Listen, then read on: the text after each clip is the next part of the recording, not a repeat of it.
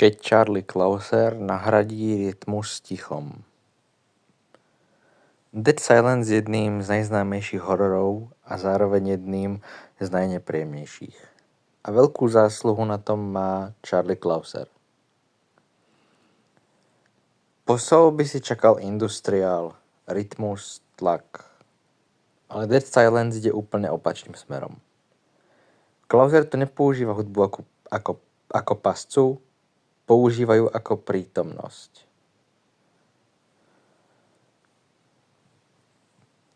Ticho ako hlavný nástroj.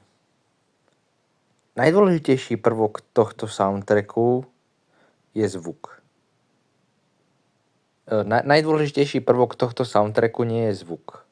Je to ticho. Hudba často nezačína, nedokončuje myšlienky a necháva priestor. A práve tento tichý priestor je desivý. Atmosféra namiesto rytmu. Namiesto pulzu počujeme dlhé dýchajúce plochy. Zvuky, ktoré nemajú jasný zdroj.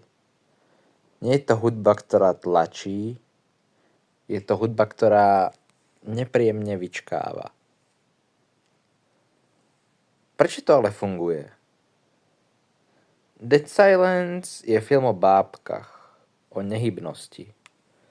O tom, ako sa niečo pozerá, ale nehýbe a nerozbehne sa oproti tebe v tmavej uličke. Clouser prispôsobil hudbu presne tomuto.